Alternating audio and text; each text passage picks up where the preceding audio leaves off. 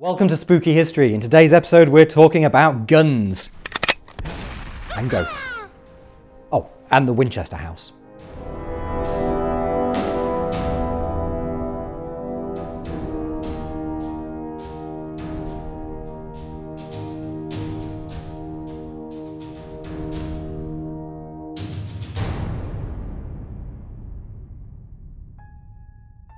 In the Christian Bible, it is said Judas Iscariot was given 30 pieces of silver in exchange for revealing the identity of Jesus Christ to the forces sent to arrest him. According to the Gospel of Matthew, after the crucifixion, Judas was filled with guilt and sought to return the payment to the chief priests, who took the silver pieces and said, "It is not lawful to put them into the treasury because it is the price of blood." The blood money was apparently good only for one thing: real estate acquisition. With the money, the priests bought the potter's field as a burial ground for foreigners, and it became known as Hakeldama, the field of blood. Either because it was bought with Christ's blood money, or because Judas killed himself there, or because of the strong red hue the ground there had due to the clay, which had made it the place for potters in the first place. Wonder which one. In most other cultures, blood money is paid by a criminal to the family of their victim. It is or was a fully legal transaction, governed by do's and don'ts, designed as a form of justice and meant to avoid blood feuds. However, its Christian sense shows its just meaning: money obtained at the cost of human life.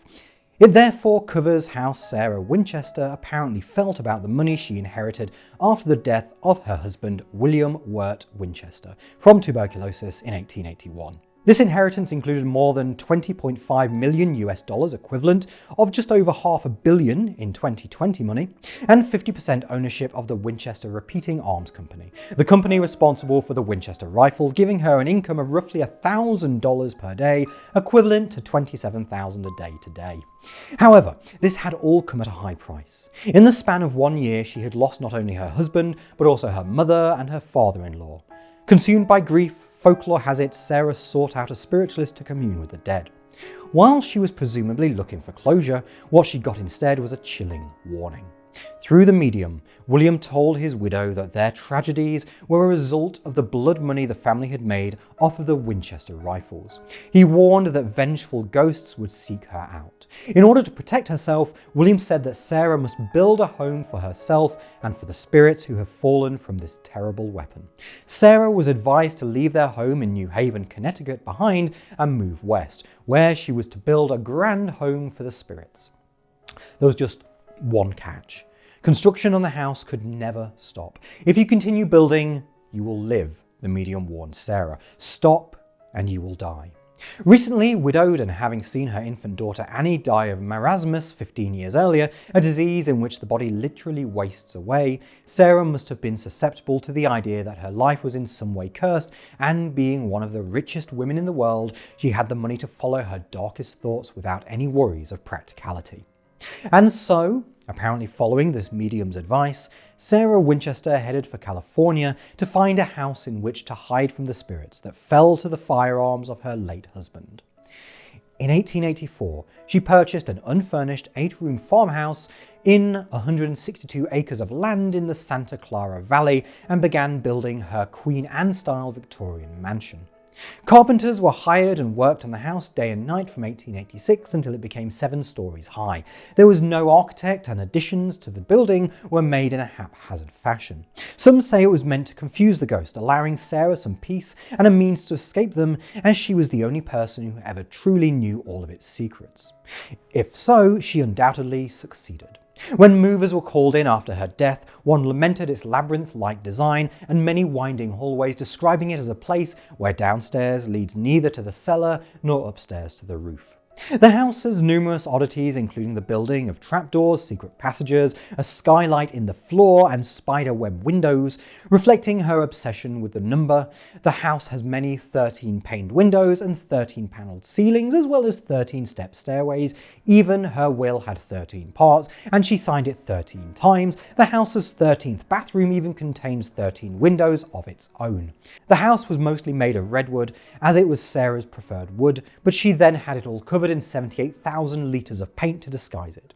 She got Louis Tiffany of the luxury retailer Tiffany and the man who had only a few years earlier redecorated the White House to design and build a window which, when hit by sunlight, would cast a rainbow across the room through its prismatic crystals, and then installed it in an interior wall in a room with no light exposure, preventing the effect from ever being seen. There were doors that opened onto blank walls, stairs that went nowhere, and a dangerous door on the second floor that opened out into nothing but an alarming drop into the yard far below.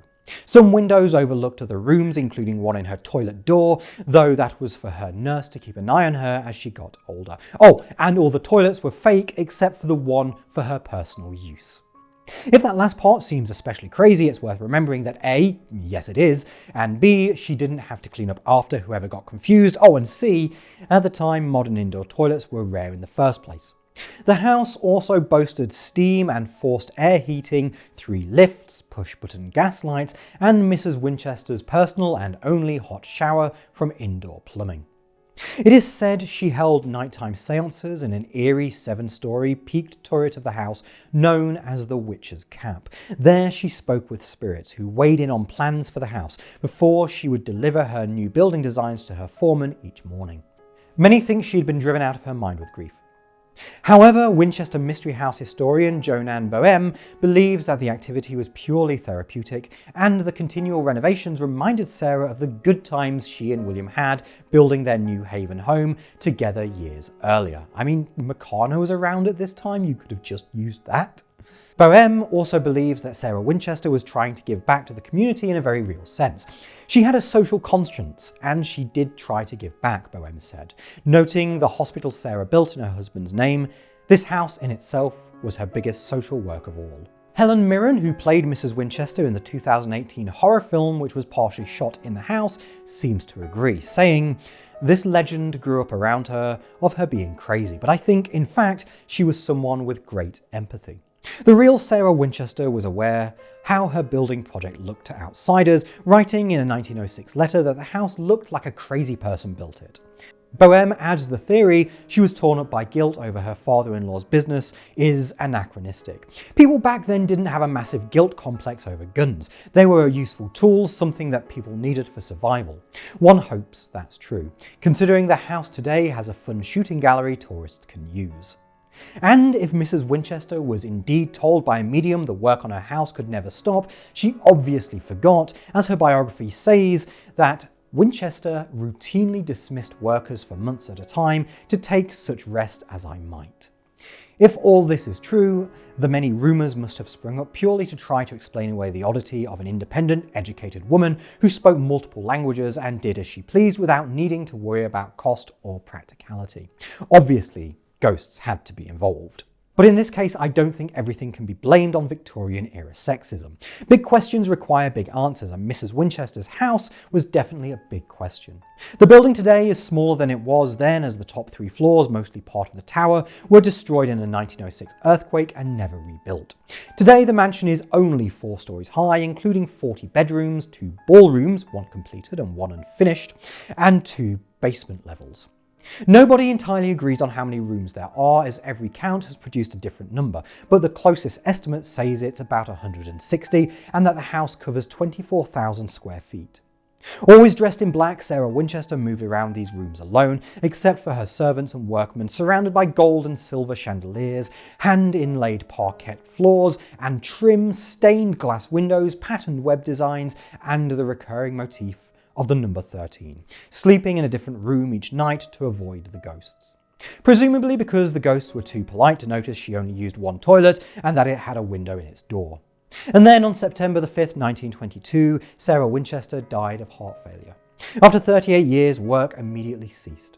The workmen simply put down their tools and went on their way, never to return, quitting so abruptly they left half-hammered nails protruding from walls. It supposedly took 6 trucks working 8 hours a day for 6 weeks to remove all of the furniture from the home. One room that had just been used for storage was found to house $25,000 worth of content, at least $387,000 in today's money, including another window that Mrs. Winchester had personally designed and then never used.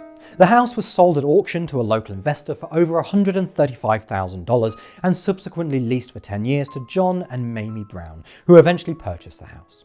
In February 1923, 5 months after Winchester's death, the house was opened to the public, and Mamie Brown as its first tour guide.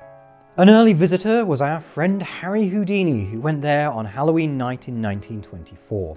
As we have discussed in several previous videos, Houdini was devoted to debunking fake spiritualists, mediums, and it seems, even the rumours of a haunted estate. Already the house was becoming famous for supposed paranormal encounters, particularly the corridor of the 3rd floor, where tour guides to this day claim to hear footsteps and disembodied voices whispering their names. But despite his best efforts, not even Houdini himself could reportedly shake the sense that something inside those walls was wrong, famously dubbing the place the Mystery House, which it is still called to this day. The Browns' descendants still own the house and keep it open for tourists, including for nighttime tours by torchlight, Halloween events, VR tours, and even an escape room based on Harry Houdini's 1924 visit. You can also book it for your wedding, anniversary, or birthday if the idea of celebrating your loved one or life in a place built out of either grief or death appeals to you. If the Winchester Mystery House is indeed a monument to blood money, it is at least a more successful one than its Christian forebear, Judas Iscariot's Field of Blood. A place with an equally confused history and which currently lies under a convent and 10 to 15 feet of bones and rubbish, mostly accumulated during the Crusades. But then, nobody has ever accused Judas Iscariot of having good PR. We hope you enjoyed that episode of Spooky History. Don't forget to subscribe and hit that bell icon to be notified of new videos.